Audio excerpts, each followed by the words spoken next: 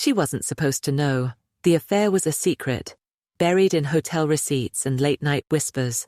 Her mum thought she was asleep, headphones on, babysitting her little brother while texting boys, but 16-year-old Sienna wasn't like other girls.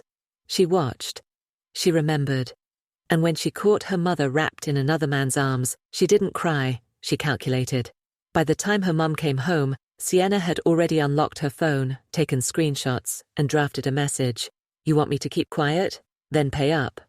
What began as silence for cash quickly spiraled into designer handbags, stolen IDs, and cryptic meetings behind closed doors. But Sienna wasn't blackmailing her mother out of greed. She was doing it out of obsession. Control. A twisted hunger for power that only deepened with each lie. And when her mother tried to pull away, Sienna didn't just threaten to expose her, she threatened to destroy her, starting with her marriage, her job, and her youngest child. So if you think you've heard it all, you haven't. Hit follow on your favorite platform and leave us a comment, because the next story might just change the way you see everything. Don't miss a single twisted turn. Chapter 1. Mommy's Little Monster. The day it all began was so normal, it made what followed feel impossible. It was a Thursday, early May, overcast. The kind of weather that sticks to your skin like a warning. Sienna Hart was 16, but she didn't feel 16. Other girls worried about likes and boyfriends and what top to wear with leggings. Sienna cared about leverage. That night, her mum Dana had left her a $20 bill, a frozen pizza, and instructions to keep Lucas off the tablet after 8. Lucas was 7 and easily bribed with snacks and Paw Patrol. Dana had her monthly book club, or so she claimed, and Sienna was left to manage the house. But Sienna had noticed things. A new perfume. A change in her mother's laugh. A red silk bra that wasn't there a month ago. She didn't believe in coincidence, only patterns. That night, Lucas fell asleep early. Sienna waited exactly 20 minutes, then cracked her mum's laptop open on the kitchen counter. It wasn't snooping, it was reconnaissance. The browser history told her everything. Hilton Garden Inn. One night stay. Charged on a Visa card Dana didn't normally use. And a folder labeled Writing Retreat Pics. The air quotes practically screamed at her. Sienna clicked. There they were. Her mother, in a slinky black dress, posing next to a man in his 40s. Salt and pepper hair, close-cut beard. Wedding ring still on his hand. The timestamps matched the last girls' night, Dana had claimed. Sienna's hand shook, but not from anger. From excitement. She spent the next hour screenshotting everything, backing it up to her iCloud, and uploading select shots to a burner Instagram account. She wasn't going to post them, not yet. But she wanted her mother to know they existed. When Dana walked through the door just before midnight, her lipstick slightly smeared and her phone suspiciously silent, Sienna was already on the couch, waiting. Dana jumped. "Jesus, Sienna, why are you still up?" Sienna tilted her head and smiled, calm as a cobra. "Wanted to talk, about Mr. Wedding Ring and room 236. Dana went still. Color drained from her face. "What?" "I saw the photos, I saw the receipt. I know about you and the guy from the Hilton, so unless you want Dad to know too, I suggest we come to an agreement." Dana opened her mouth, then closed it. She was a lawyer, used to negotiating, but this wasn't a courtroom. "You don't know what you're talking about." Sienna pulled out her phone and opened the photo of Dana sitting on the man's lap, her blouse unbuttoned just enough to make the image damning. "Don't I?" Dana stared. Sienna leaned back, crossed her legs and said softly, "I want $300 cash, every Friday." Dana blinked. "And if I don't?" "I post the photos to your firm's Facebook page and email them to Dad with a sweet little message. Found this while babysitting, thought you should know." Dana's voice cracked. "You're blackmailing me." Sienna shrugged. "I'm making sure the truth doesn't destroy our family. Your words, not mine." The first payment came 2 days later, in a plain envelope slipped under Sienna's bedroom door. It escalated quickly. By the end of the month, Sienna had a new iPhone, a fake Louis Vuitton, and 3 sets of lash extensions. By June, she was meeting older boys at the mall and spending her weekends in Airbnbs. She booked under her friends' names, always with cash. Her mother watched helplessly, trapped in a guilt web she had helped spin. But something shifted one Friday night when Sienna asked for $1,000. Dana flinched.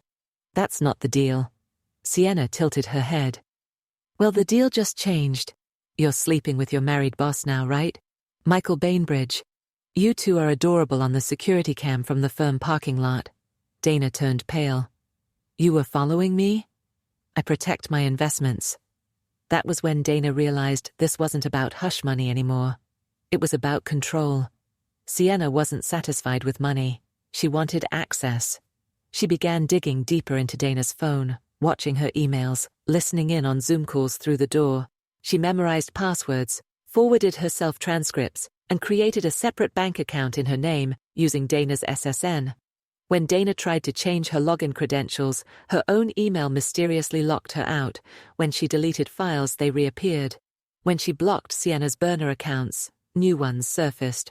Her own daughter was hacking her life. Dana tried to regain control. Therapy, confrontation, even unplugging the Wi-Fi. Nothing worked. The final straw came when Dana received a call from Lucas's school counselor. "Your daughter told Lucas to lie about bruises," the counselor said. "He said she wanted to see what the nurse would do. He told her." Sienna said it was a game. Dana rushed home in a panic. Sienna was waiting in the kitchen. Calm. Dressed in black leggings and a Gucci sweatshirt she couldn't possibly afford. Dana screamed, "You used your brother." Sienna held up a photo. It was Dana, crying on Michael Bainbridge's chest in the courthouse elevator. Dana had no idea anyone had taken it. "One more outburst," Sienna whispered, "and I send this to HR. Think Lucas is traumatized now? Wait until he sees custody court." Dana's knees buckled. Sienna stepped forward, patted her mother's shoulder, and smiled. "You should have just bought the purse." By July, Dana was a shell. Sienna's behavior grew bolder. She skipped school. She called teachers by their first names. She used her mother's firm card to order Uber Blacks and DoorDash sushi. She had dirt on 3 of her mum's co-workers, and she flaunted it. Nobody questioned her. But one day, she went too far. She sent an anonymous email to her mother's boss. "Michael Bainbridge has been using his office for personal encounters with married subordinates. Evidence attached." She blurred the photo, but included just enough detail to implicate Dana. She never meant for it to actually reach him. It was just to scare Dana, remind her who was in charge. But she forgot to use a proxy. The IP was traceable, and Michael did open the file. Dana was called into HR. That night, she came home and didn't say a word. Just walked into the kitchen, poured a glass of wine, and stared out the window. Sienna bounced in. "You're home early. Fired already." Dana turned slowly. There was something new in her face, something that didn't fear anymore. "I met with a lawyer," Dana said, calm as glass. "I told him everything. About the blackmail, about the digital theft, the social manipulation, even about Lucas." Sienna froze. "You what?" "I have screenshots, Sienna, backups. I filed a restraining order. I moved half the money. And tomorrow you're going to juvenile court." Sienna's smile wavered. "I'll show them what you did to Lucas," she hissed. Dana didn't flinch. "I already did." The silence cracked like ice. That night, Sienna didn't sleep. She lay in bed, staring at the ceiling, calculating. Her empire was burning, but she had one more card to play. She picked up her phone and opened the folder labeled Insurance. Inside were photos of her mother's firm partners at a holiday party. One of them kissing a paralegal, another snorting something off a marble counter, and a 3-second video. Michael Bainbridge, drunk, grabbing Dana by the waist. Dana pulling away. Sienna tapped her lip. A new strategy was forming. Her mother thought she'd won. But Sienna wasn't just dangerous. She was patient. She smiled in the dark and began uploading the video to 3 separate cloud drives. Chapter 2. The trap that smiled back Monday arrived with a thunderstorm, the kind that made roads slick and hearts unsteady. Dana had taken the day off, allegedly to pack and prepare for her emergency court petition, but she hadn't left the house, not once. Sienna, on the other hand, went about her morning like nothing had changed. She wore a white dress that looked both innocent and strategic, and she whistled while microwaving waffles. Dana watched from the kitchen doorway, her arms crossed, her face unreadable. "You think this is over?" Dana said, voice low. "I think you blinked," Sienna replied, "and now I'm 2 moves ahead." Dana didn't respond. She simply turned, picked up her phone, and called someone. Sienna leaned against the counter. "Calling your therapist? Your lawyer? Dad?" "No," Dana said, voice calm. "Lucas's school. I'm pulling him out, effective immediately." That finally struck a nerve. Sienna's eyes narrowed. "Why?" "Because I don't trust you near him, and I don't trust what you'll say next to anyone. I raised him when you were busy sleeping with Michael." Dana took a step closer. "No, Sienna. You manipulated him, just like you did me, just like you're trying to do now." There was no fear in Dana anymore, only fire. By noon, Sienna was locked in her room, pacing like a wolf in a cage. She had uploaded the Bainbridge video to multiple drives. She had timed emails queued up to send in 36 hours, to his wife, his boss, a local news station. But it felt weak. For the first time, she felt something she hadn't felt since this began: unease. She didn't like the way Dana had spoken.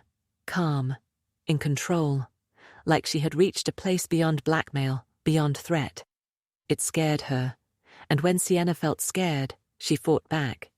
She pulled out her secret weapon, a USB drive with audio files, ones she had secretly recorded over the last 6 months. Her mother crying, whispering, swearing at Lucas, talking to herself while she drank wine in the pantry at 2 a.m. One file was especially juicy. Dana confessing to someone over the phone that she wished she'd never had kids, and that she was stuck in a life she hated. Sienna edited it, cleaned the noise, added atmospheric music underneath, turned it into a podcast episode draft titled Confessions of a Mother. She knew a few TikTok creators who would go viral with it in a heartbeat. Let her mother feel the powerlessness, let her beg again. The next morning, Sienna woke up to an empty house. Dana's car was gone. So was Lucas's backpack. But her mother's laptop was still on the kitchen table, unlocked, suspiciously. She approached like a predator near a trap. A note beside it read, "If you're reading this, you've already lost. Enjoy the folder." Sienna clicked it open. The folder was called Sienna Truth. Inside were videos, files, chat logs, screenshots. One was a recorded Zoom session between Dana and a court-appointed psychologist. Another was a signed affidavit from Lucas's teacher describing signs of emotional manipulation and coaching. But the worst one was a video, a nanny cam file from the guest bedroom. Sienna, red-eyed, hissing into her phone. "I could end her. I just need the right trigger. Maybe Lucas falls. Maybe I say she hit me. I don't care. She'll pay." The timestamp was from 3 weeks ago. Sienna blinked. That camera wasn't hers. Dana had outplayed her. She barely heard the front door open. By the time she looked up, 2 officers were in the hallway. A woman in a navy blazer followed behind. "Sienna Hart?" one officer asked. Sienna backed up. "What is this?" The woman spoke. "I'm with Child Protective Services. You're not under arrest, but we do need to talk." Dana entered last, face pale, jaw tight.